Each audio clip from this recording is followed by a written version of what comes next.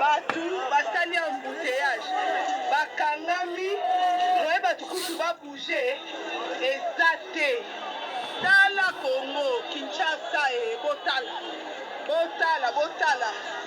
toza wapi o na de bonhomme otala bamoto ekangami ebouge te otala batu kuna bakangami na bus moye te donc Kinshasa otala watoli kola saute mouton Allô, Bandeko? Batu basali embouteillage bakangami moye batu kutu babouge ezate tala Congo Kinshasa botala toza wapi o na de bonhomme otala bamoto ekangami ebouge te otala batu kuna bakangami na bus moye te donc Kinshasa otala watoli kola saute mouton Bandeko, mbote na bino. Kinshasa pasi na pasi bandeko. Boye soki bosombi ata 200 bis yango otambola ndenge nini 200 bis bandeko nanga ekotambola ndenge nini bandeko ata koza moto moko mboka yango vraiment olingaka nango te mais pas jusque là congolais aza na pasi même mpona kolia ya pamba c'est un problème na bamboka mosusu c'est vrai que kamwa dictature ali bapasi ali mais peuple aza ko se retrouver moke mpona kolia. Mais biso bokomona mwana olakisa bino awa azana bai na moins de 10 ans peut-être bien mais mwana wana azoloba ndenge tovai na ndako boye nazosepela po soki na classe banda tongo okolia te. Alors nakoluka bandeko vraiment eza pasi mbote na bino bandeko nanga nzambe apambola bino moto bozalaka vraiment na posa nyonso ya komona nga ndenge nga pe nazalaka tout le temps vraiment na posa ya kotanga bacommentaire na bino. Alo botala mwana bandeko botala mwana nga nage sa ke église la ka kotondisa baba l'église la komi mosantu libanda la komi mopagano sibo sepende ndenge ba bi église ko to na sepende makasi kwani kwa elangi kaka ya vanda la ndako bon la classe plan sepende makasi ko ya classe kubanda kubanda tongo ti 12 njala na kokakate yango na sepende ndenge bakangi classe bandeko nayebi te soki bino bokopesa mwana age ni nga moni ondire akozala moins de 10 ans biso ntango toki na age boye toyebaka nzala te toyebaka te soki nzala eza eloko nini mais mwana asepeli ava na ndako parce que so ake classe de tongo ti midi aza eloko olia te.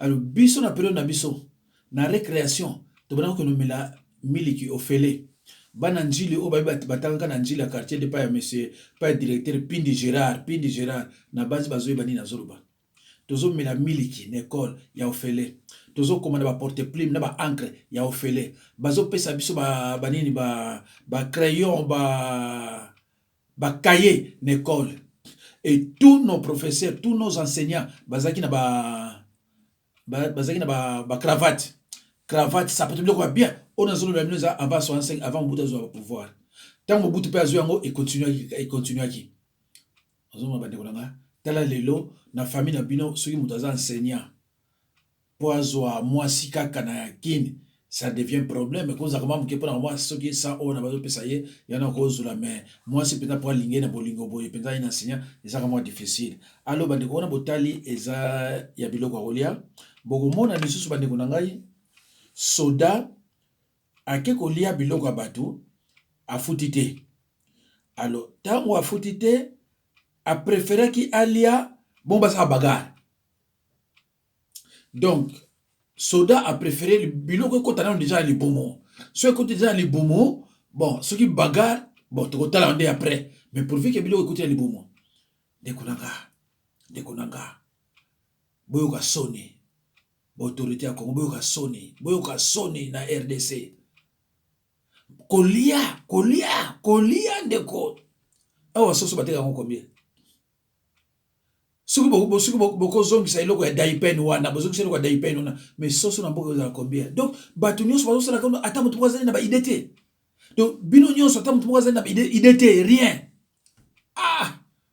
nzambe na ngai ozomona bato neti bato ntango mondele azobenga biso makaku tozoboyaki toza bamakaku te ntango bazoloba bino ke rwandais aleki biso na mayele te rwandais aleki biso na mayele te yo ozotalanga soki yo mpe lelo oke kuna mpa ya Chilombo ozalaka pareil ozalaka pareil me barwandais monoko ekangamaka bazotravaille congolais tala oyebi ke na monde atie bato balobaka mi na YouTube na bandi fo ezala bacongolais o balobaka trop na YouTube na bandi fo na bacongolais tala mwana wana badéclaration na ye soki oza responsable fo epesa mawa soki vraiment oza responsable fo epesa mawa botala so soda nana alakisi yango te totala na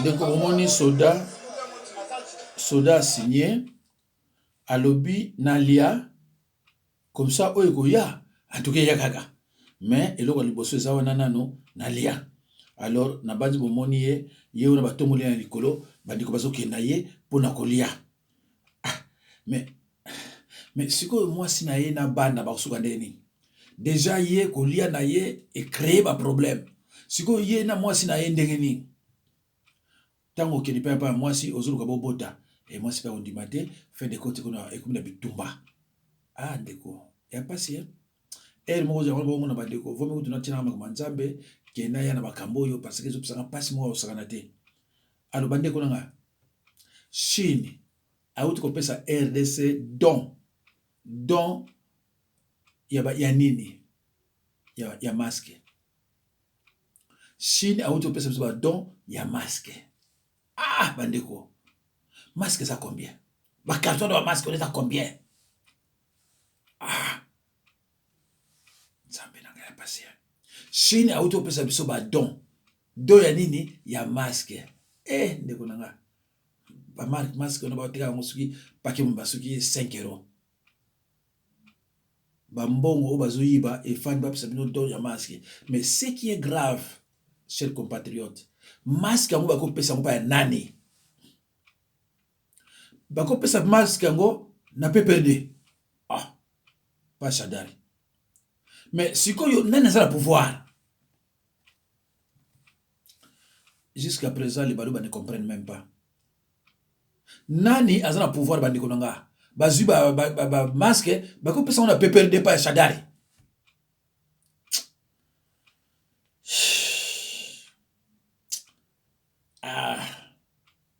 ndeko biloko mosusu soko ozotala botala déjà chinois yeyo botala nano déjà chinois yeyo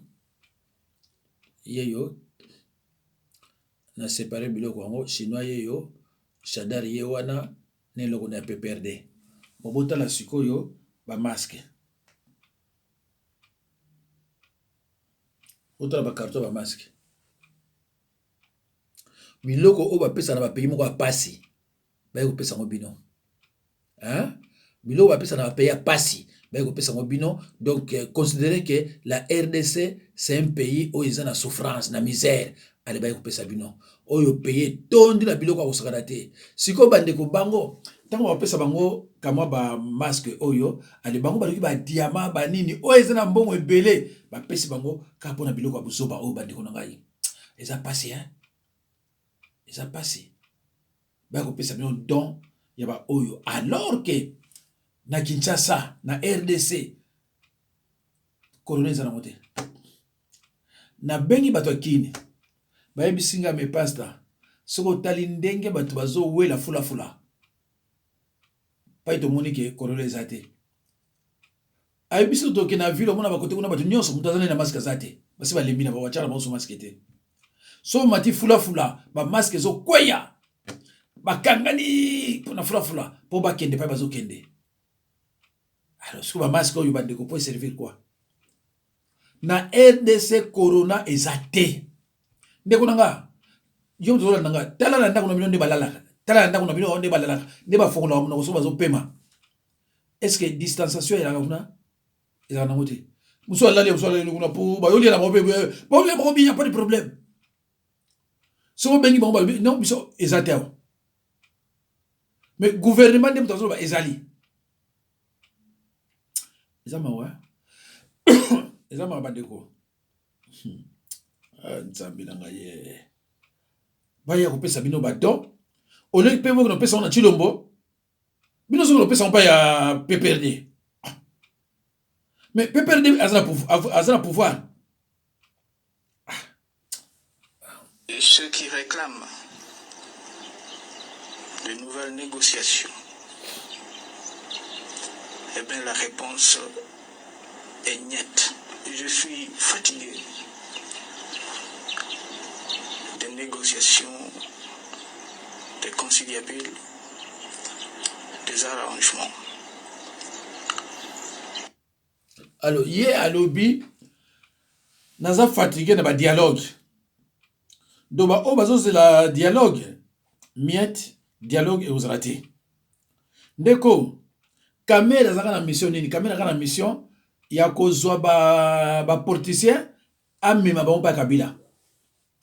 Siko yo même mission oyo caméra zwaka, siko yo Chilo Montazui ba mission wana. Kinozo bango nyonso ba monda tsina ba nani yaka na bango côté na biso. Ya wana mission na naza nango parce que eko servir na rien. Ça passe ya bandeko hein. Ça vraiment passé. Voilà. Dans cette vidéo, ce sont des sœurs déjà renvoyées de la congrégation, mais qui ne veulent pas libérer la maison qui appartient à la congrégation. Parmi elles, il y a une sœur. Parmi elles, il y a une qui a été mère générale qui voulait briguer un troisième mandat, mais cela n'avait pas tenu et il y a eu un malaise au sein de la congrégation.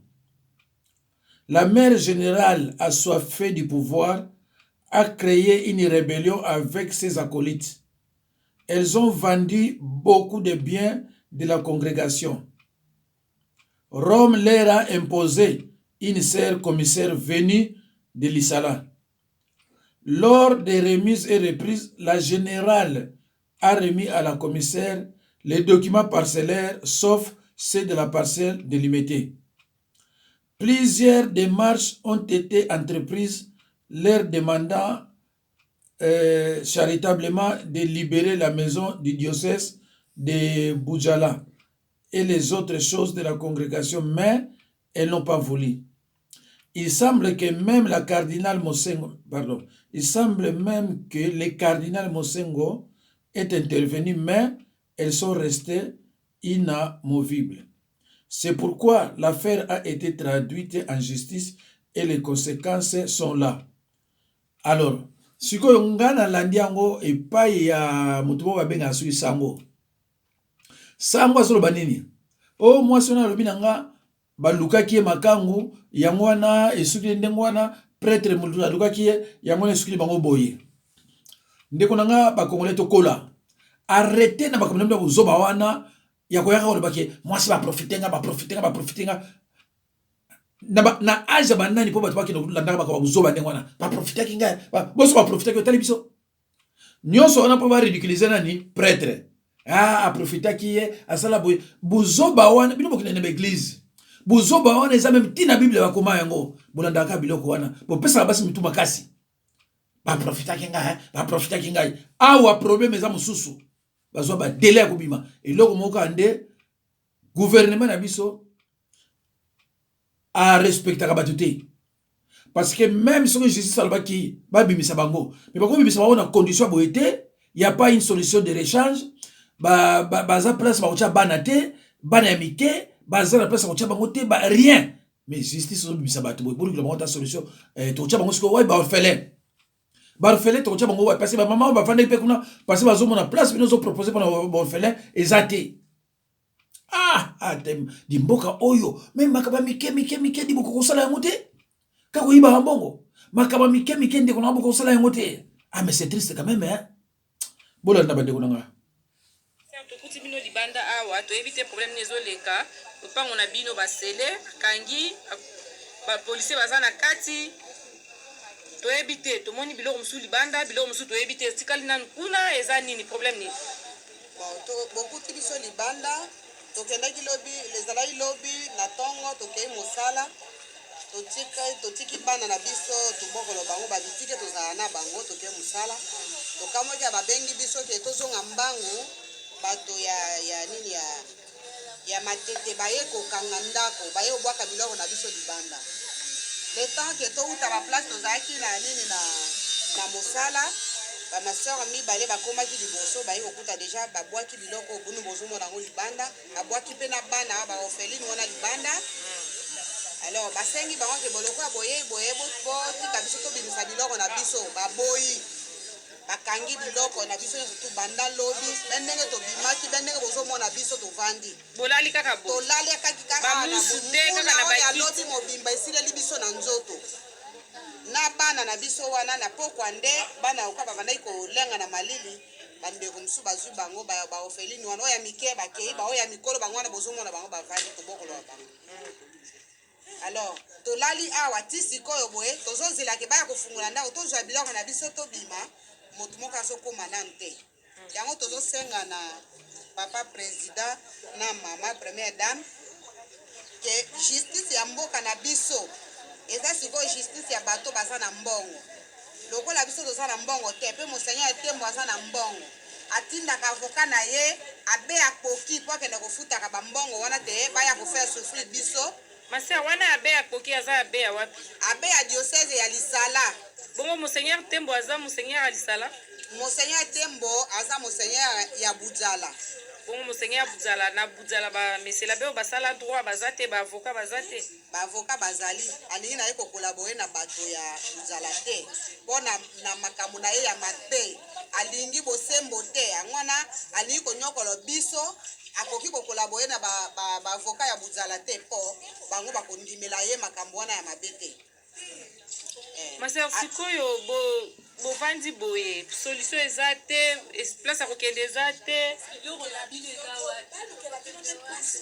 bozosenga nini eloko ni bozosenga tozosenga na papa président na première dame ke balukela biso solution na badignitaire na bino mpe ya ubangi mpo bolobi boza bato ya sidi ubangi badignitaire na biso ya sidi ubangi ata baoyo ya grand équateur bakoka kosunga biso tozwa esika ya kovanda mpo tokontinue kobokolo baorpheline oyo baza na charge na biso tokamwe mike un pasteur qui ne veut pas prendre soin des orphelins alors eza na bible ke moto yaza kosalisa baorphelin na baveve nzambe akopambola ye mais ye mpo na ye alingi te bongo bango basalisa biso toluka tozwa ndako oyo tokoki kovanda na bana wana mpo tokoka kobokolo bango mpe tosala misala na biso ata soki toza lisusu bamasero te me tokoki kobokolo bana wana mpo na avenir ya ekolo merci ma sœur to yoki bino me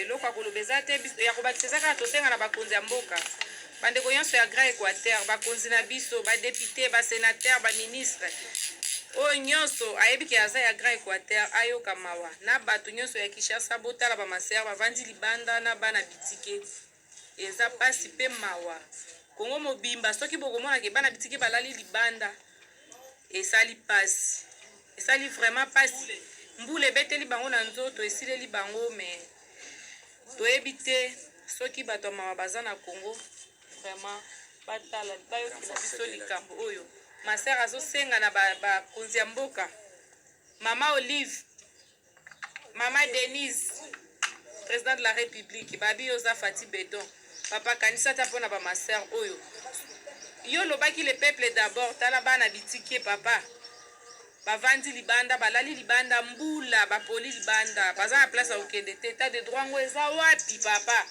état de droit eza wapi tosengi justice esalema na likambo oyo vraiment justice esalema soki bamaser bakozwa esika oye premieta mpo bavanda ata na bana bitike oyo balobi ya mike bazwi bango bamemi bango epai ya bato ya bakristo ya motema malamu bongo toyebi ke na kongo bakristo ya motema malamu baza ebele ntango bokomona video oyo boreagir vraiment bosunga bamaser awa toza na première rue avenue nini maser avenue des maisons numéro 4 awa toza na avenue des maisons soki bokoya bakristo ya motema malamu soki bokokanisa boya kosunga bamaser na bana bitike nzambe akopambola bino mpe kongo na biso ekokenda liboso vraiment esali mawa komona bana bitike boye eza pasi mingi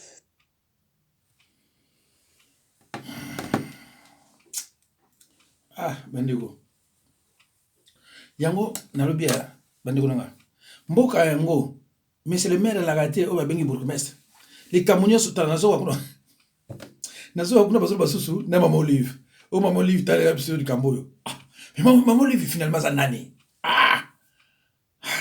donc likambo kaka au président de la république likambo au président de la république mais que font les bourgmestres mosala bango nini ntango likambo nde ekwei ti bana wana bazolela libanda pluie soki na bango wana mais bourgmestre France a déjà saisi ce commissaire des autres sont bourgmestres France a déjà saisi faut ya wana faut aloba mais le pouvoir n'est pas décentralisé chez nous c'est ça le problème c'est ça qui tue les Congolais tant que le pouvoir n'est pas décentralisé et loko moko osala misate ndeko na ngai ekozala te parce que nyonso il faut boluka Kabila parce que Kabila aza na finance Kabila n'est pas bozolo baza président mais finance eza na mboka Kabila voilà il y a des impayés, il y a des gens qui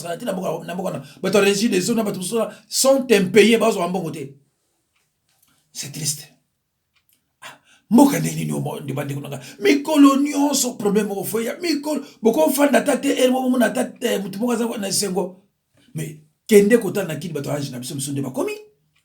Kende kota la bato âge na yo soki bana 60 ou bien bana 65. Tala ba onde bakomi. Mais ça m'a mingi hein. Et ça devient exact comme on sonné pour le bano que pour le bakoza zairoi kolia nzambe na toka na muto ndeko Kabila na pesa qui est déjà ngai conseil liboso avant batonabi na e Kabila si tu veux être grand na komela même message on veut être grand dans ce pays longwa na makambo ya politique longwa na FCC longwa na PPRD okotika na histoire tu as fait tes 2 mandats. Personne n'est parfaite. C'est pour dire que ce n'est pas le fait de rester longtemps au pouvoir qu'au côté dans l'histoire, non. Aux sénateurs, d'abord, au regard de la Constitution, un sénateur à vie n'appartient pas à un parti politique. Il y a solo, on va retirer que sénateur à vie, aux 400 et quelques, combien mille, na mona qui n'a pas de réseaux sociaux, le Koulokuta ou pas, na ningi mayo, ministre de la budget, à clarifier. Mais vous avez ozana ba garde na yo ozana bamba ferme biloko nyonso batikeli yo même biloko leta uzwaka ya ba domaine de sele ba ferme batikela yo olingi sunini tata mukonzi ndeko na ngai tika biloko nde conseil ngana kopesa parce na ndenge oyo Félix apes azo baton déjà lelo ya FCC ezoko chavire yo nde capitaine ozakuna mais Félix aza mwana malamu aye na ba gilet de sauvetage. Moutako joa gilet de sauvetage on a été étalio pour bateau ezokende. C'est l'union sacrée qui va diriger le Congo de demain. Était déjà il y a union sacrée, c'est ça la maon, ça les gens ba formalité. Et ça on va bien dans la politique habillement. Il faut qu'on habille. Ce qui est ebi analyste on a 267 députés signés. Si c'est pour la nation, l'union sacrée, Tozali. tozali na 67 sénateurs basigné na mikanda na bango na bazali mpe filme moto asigne na bazofilme babangi te ndo makambo ezolekana ekobala nano na parlement kochange na bureau ya assemblée nationale bureau ya sénat après nde ndeko ilukamba omoni moko abandosala déjà baarrêté koantidate badécret koantidate mpo ayebi ke azokende il est au courant. Malheur à ceux qui comprennent en retard. Makambo azoloba ondiri azoyeba te. Bandeko na moto oyo makambo azoloba ondiri azoyeba eloko moko te. Azoyeba te ke Tshilombo ne peut rien faire sans l'aval de Kabila. Mais il peut rien faire. Mais pourquoi bazoloba biso bakor wana te? Tshilombo azoloba bakor wana te, pourquoi? Pour moi boyo ka pona nga. Politicien nyonso akendaki kuna. Parce que makambo soki na necessité. Politicien nyonso akendaki kuna pona nga na considérer te. Bon, le peut-être ndenge bamusu balobaka naza tribaliste mais nga na lobby mutu nyonso yakendaki kuna pona nga nazo considérer te parce que nayebi ke Tshilombo n'a pas gagné aux élections. Alors eloko nini nako kende pa ya Tshilombo a gagné na été mutu moko atiaye mutu akozo surveiller. Bon, ngai na lobaka ke Tshilombo aza présidenté. Mais si ko yozo kende kuna o reconnaître ye que aza président. Ameza mawa mingi ndeko na ngai. Hein? Yozo reconnaître ye que aza président. Mais c'est triste. Lobi kuna tango ko balukila yo. Olobani. Hein? Lobi kuna tango ko balukila yo vraiment olobani. Nazo luka eloko ngo mais vraiment malheureusement na moni ngote hein pona nga oyo nyonso akende kuna ezala ne mwanda tsemi ezala nani en tout cas nazo considérer ote. Voilà, yeyo. Dieu m'a donné du franc-parler. Souvent je dis la vérité aux gens, même quand ça ne vous plaît pas. Et avec le temps, vous finissez par vous rendre compte que j'avais raison. Moi je pense à l'allure où va le pays. Je demande qu'on mette à la gauche et à la droite de mettre quelques glaçons dans son verre de whisky. Parce que certaines personnes disent qu'ils ont la majorité. Mais si une majorité fabriquée, et avec tout, avec cette majorité fabriquée, on bloque tout. Ça ne va pas. Le pays nous appartient. Le pays, c'est un scandale géologique que Dieu nous a donné. Nous pouvons faire bien en allant de l'avant et en faisant en sorte que le peuple trouve son compte. Très réceptif. Je suis favorable à ça. Vous savez, le pays nous appartient à nous tous. Nous devons nous unir au lieu de nous combattre pour aller de l'avant. Et tôt ou tard, nous récolterons le fruit de la bonne volonté que nous aurons montré d'aller ensemble de l'avant. Alors, boyo ki endenga lobby Nabandi bandeko pona lelo je crois kalate nazoti kabino mais bazana idée il y a bien selo bango mais Kabila biloko nyonso na bazoloba est allié à Tamukete union sacrée au moment où des chambres nyonso parlementaires il y a parlement et ça en boko na ye défense ça na boko na ye boko sala nyonso bolingi mais na moni et uzaka passi hein parce que akoko cédé alors mutu oyoyo azana bino azolo bino alliance à moté il fallait le bino alliance auto sali et ça alliance boy mais azolo moté mais c'est ça le problème tant qu'azolo moté et le moment bandiko sala meate bo croire nanga que eloko amalonge ko yalate to landa ya suka nzambe nanga ya oh là là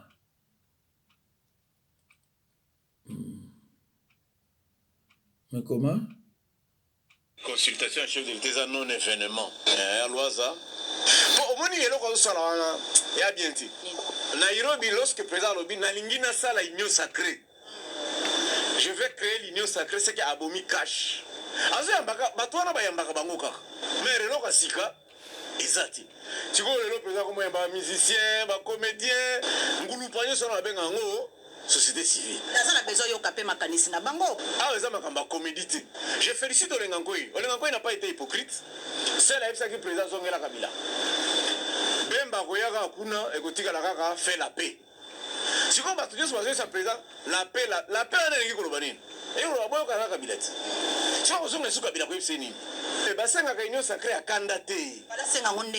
fallait négocier. Un président ne peut pas encore l'accepter.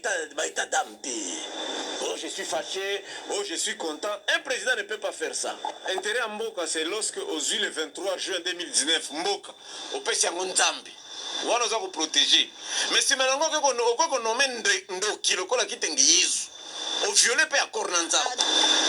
Au monde, ils sont à Mobali. Hein? Tu as appelé mon Etienne. Abouka. Bazonga na cohabitation. Cohabitation le président de la République Tembele ko Barnaby. C'est notre président. Au moins niveau est combien? Il faut azonga la coalition. Vous savez que oyo nyosa ko matangaliema na FCC olongwe. Ceux qui posent qui va voir FCC, ba ko récupérer ba voir na ba. Kwebo azalaka ke sika mbongo eza ko loba. Bati Lukwebo n'a pas de cœur, Bati Lukwebo n'a pas d'amour. Willy Michik a TK RDC na Grenada. Willy Michik.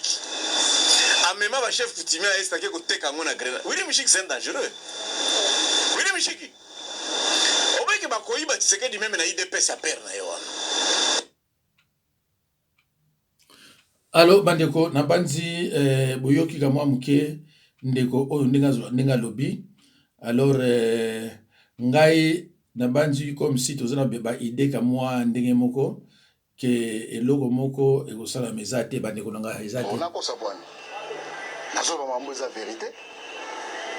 Félix n'a jamais été élu. Félix n'a jamais été élu. Chadar il avait battu. Na okeni na musika te banane je parle que des deux candidats na biso o biso totie président de la République na o totiaki candidat président de la République. Na okota na kopa baninga mususu te. Je reste na cop na biso FCC. Donc, Chadar, il avait battu Félix dans l'élection. Avait battu Félix. C'est quoi comme président de l'époque? Félix était quand même dans le deuxième bord, candidat à la FCC. Candidat bis. Candidat à la bis. Mais Félix s'est présenté sur la liste de l'UDPS quand même. Candidat à la bis.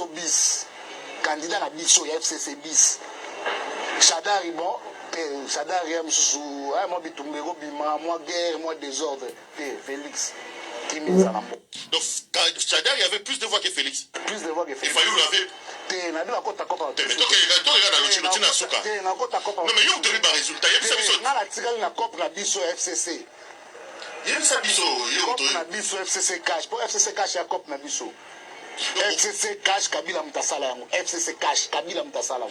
Si je comprends bien, Chadar a l'égalité Félix là-bas. Là-bas. Donc, Kabila